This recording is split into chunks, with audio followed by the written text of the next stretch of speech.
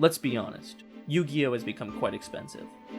With issues of printing shortages due to COVID-19, we had the introduction of what has been termed the COVID sets.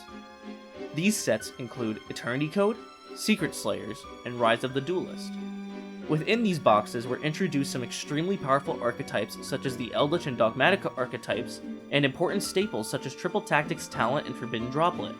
However, due to the hysteria from COVID, sales of these sets were small, and thus scarcity has caused key staples to reach prices of over $100. For new players to the game, or budget-oriented players, this may seem discouraging. However, I will seek to solve this issue. With each deck that's built, I will introduce budget options to certain expensive cards that will let you construct a competent deck for the price of what you would spend on a single costly staple. I would like to welcome you to the Budget Series. Do you guys remember when we were kids, like elementary school or middle school age, there was the dragon phase? The one where everybody was talking about dragons, reading about dragons, watching movies about dragons, drawing dragons, and I guess some of us were slaying and raising dragons? Wait a sec. Tell me those last two were only me? I'd like to welcome you all to yet another episode of the Yu-Gi-Oh! Budget Series. Today, in episode 3, we're going to be discussing about the best Dragon Slayer there ever was, and his name is Buster Blader. The Buster Blader archetype is not actually called the Buster Blader archetype, it's actually the Destruction Sword archetype, which was released in Breakers of Shadow, which was legacy support to our favorite character, Buster Blader. In addition, of the Destruction Sword card monsters, there's only one that is actually Buster Blader. The other 4 are the Buster Whelp, which is depicted in the prologue of the Destruction Swordman, which Buster Blader saved, in varying degrees of maturity. That includes Wizard Buster, Robot Buster, Dragon Buster, and the Buster Whelp, which is the initial form. Now that we have a premise for the Destruction Sword archetype, let's get right into the deck profile. I know this is a bit quick and a bit short of an explanation, but I know we all have things to do and I hope you all enjoy. Let's get right into this. First off, we're going to run triple Buster Whelp. Most important normal summon in the deck, since it allows us to search out Prologue and allows us to get our combo, which locks the opponent out of their whole monster effects for a turn. Next off, we're going to run double Dragon Buster. Another important card. Since we run Jack in the hand, we run 2.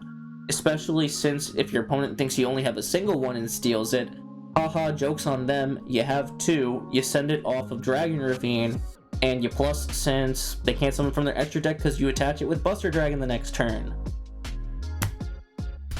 Next, we're going to run double Buster Blader, and we're going to run the Destruction Swordsmaster Buster Blader. You run it for the names. You don't really want to run 3 Buster Blader because it can be a brick if you draw it, and usually you'll want to send it off the Dragon Ravine as the discard if you have it in your hand. Otherwise, yeah, it's just for the name and the fusion. Next card, Destruction Swordsman Fusion. You can drop it, honestly. It's not that important. You run it because you just have to have it in the deck at times.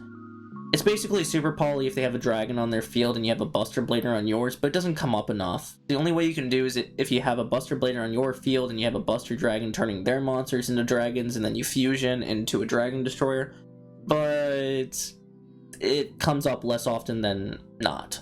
So you can drop this if you want. Next off, we're going to run Destruction Sword Flash at 2. Win more card. If you have Prologue in hand plus a Buster Whelp, you search this, and then you can banish your opponent's entire field. Pretty good. Brick if you draw it, unfortunately. You don't want to see it in your starting hand, but sometimes it's alright if you have a way to get to Prologue. We're going to run 3 honorary Destruction Sword cards, which is Trap Trick. Triple Trap Trick allows you to basically search out the Prologue of Destruction Swordsman and counts as 3 more copies. So we have about 6 ways to search out the Prologue from the Buster Whelp, the Triple Trap Trick, and the Triple Prologue, so you have 9 in total. You know the effect, you banish 1, you can only activate 1 trap per turn on the field, yada yada yada. Next off, we're going to run Triple Prologue of Destruction Swordsman. Most important card in the deck. What you do is you summon out Buster Dragon by discarding a or technically it's sending a Destruction Sword card from your deck and a Buster Blader to the graveyard, you'll often send Memories if it's not already in the graveyard, and you'll send Buster Blader, and hopefully you have a dragon in the graveyard, and then you can lock them out of their entire field for the turn. Great card. Also protects Destruction Sword cards by banishing itself from the graveyard. Next off, we're going to run double Destruction Sword Memories. It's good at 2. I wouldn't run 3. 3 can be quite bricky at times. The first effect where you actually use it as the trap doesn't come off that often, where you discard a Destruction Sword card and summon a Buster Blader. What you're looking for is the graveyard effect where you can fusion summon a Buster Blader fusion. You usually send it off prologue, and if you have it in your hand, you'll dump it with Ravine. That ends our Buster Blader lineup, or our Destruction Sword lineup. Then we're going to move into our Dragon Link lineup. First off, we're going to be running a Rocket package. We're going to run triple Quick Launch. We're going to run triple Rocket Tracer. We're going to run a Absorouter. We're going to run a Boot Sector Launch. And then we're going to run a Rocket Recharger and a Silver Rocket Dragon.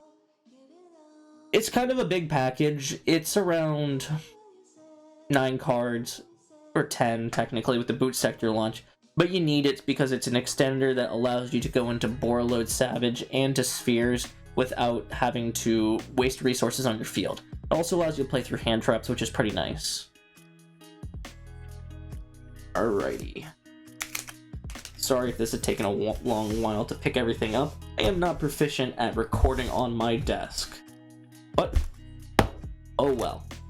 Next off, we're gonna run the Dragon Ravine. You know, we're gonna get it off Romulus and then discard the Absorouter, or discard a card from our hand, send Absorouter to get a rocket to extend off of the Boot Sector. Then we're gonna run triple Black Metal Dragon, which you can link off for the... oh, what's its name? Striker Dragon. I always seem to forget its name. Oh well. We're gonna link off it for Striker Dragon, get the Boot Sector Launch, which can get us rocket extensions, and then we can get the Red Eyes Darkness Metal off of the Black Metal Dragon. Usually what you'll do is you'll chain link one Black Metal Dragon so you can get the Darkness Metal, and then you'll chain link to the Striker Dragon, which will protect you from hand traps. Because it doesn't really matter if they Ash the Striker Dragon. You usually have enough extension because you can always make a Spheres off of the Black Metal and the Red Eyes Darkness Metal in your hand when you add it. But yeah, that's usually what I'll do. Then we run the single copy of the Red Eyes Darkness Metal Dragon. You know its effect. You banish a dragon on the field to special summon it, and then you can special summon one dragon monster from your graveyard or hand. You'll usually banish the Striker Dragon because it's at 1. You don't use it for the Striker Dragon combos anymore, it's just a link. And then you summon back the Black Metal Dragon, and then either make Romulus to add Dragon Ravine, or you make Spheres if you have to. That covers some of our starters. Next off, we're gonna run double Noctovision. It's a good extender. When you summon out your Striker Dragon, if you have this in hand, you can special summon it, and then you can get a free link for the Romulus, and then draw 1 card off of it. Pretty important.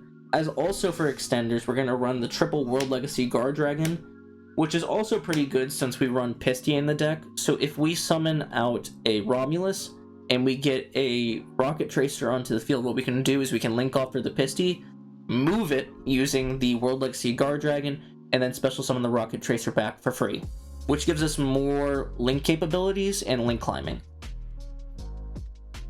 Alright, to round off some of the other cards in the deck, that covers most of the dragon cards in the deck. We're going to run triple Jack in the hand.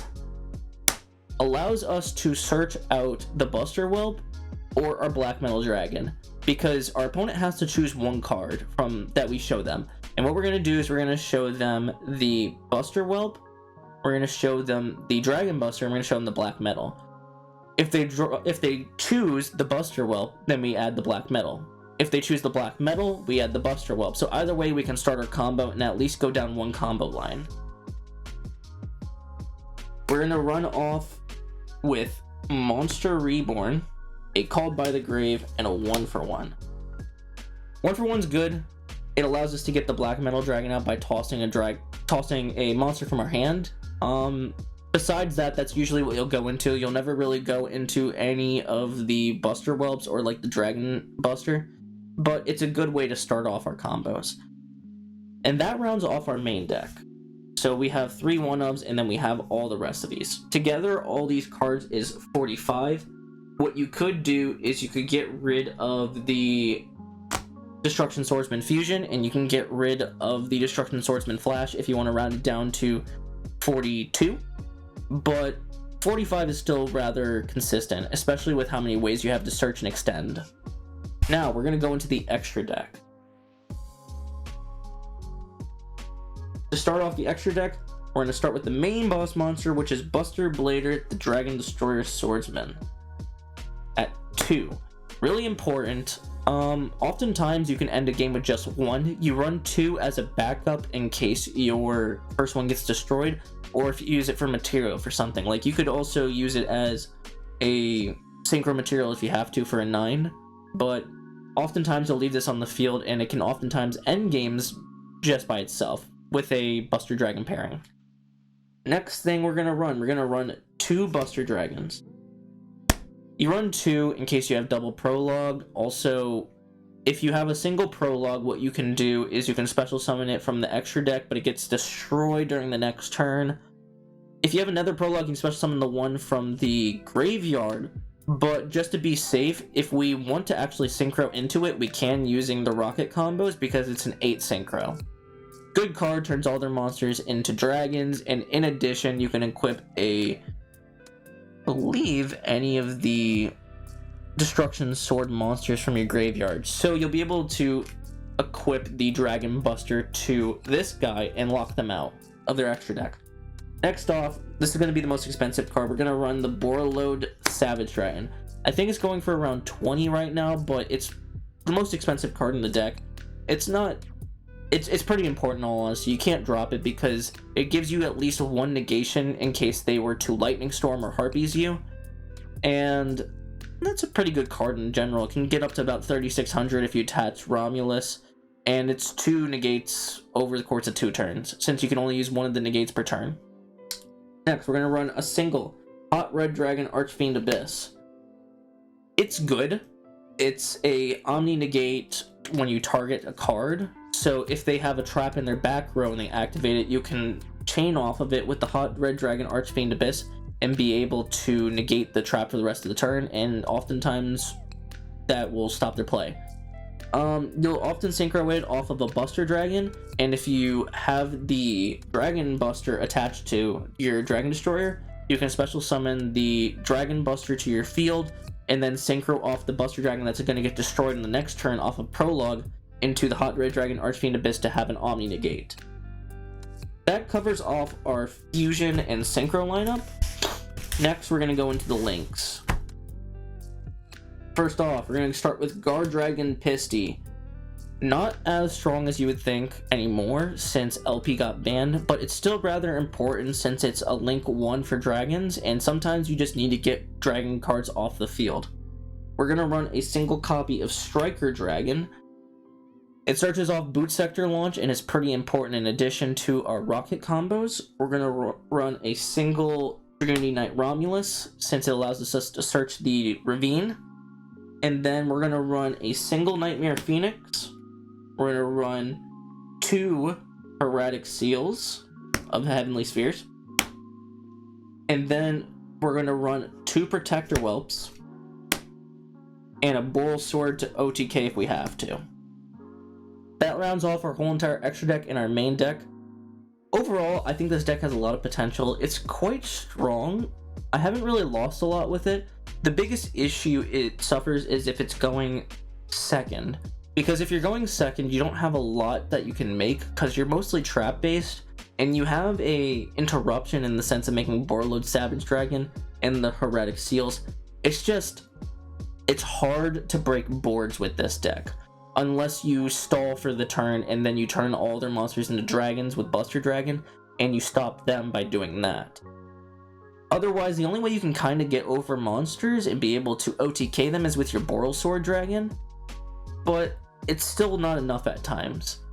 overall, I think this deck has a lot of potential. It's quite strong and fun to play, especially since Buster Blader is one of those legacy archetypes that has always had style to it, to put it simply. I love this deck. I'd give it an 8 out of 10. It could be better if I was to add some better cards. I'm waiting for the Chamber Dragon mains to get reprinted for the... I think it's Eldorados when they get reprinted. And hopefully Hospitality will get reprinted. Either ways, Tidying is rather cheap and it gives you more extensions. However, since this deck is 45 cards, what you could do is you can make this into a 60 card Dragon Link Buster Blader deck and have more combo routes. The only issue is you really want to see the prologue. And I think 45 cards is a very good ratio to have. I hope you all enjoyed this video, and I hope you all have a great week. Until next time.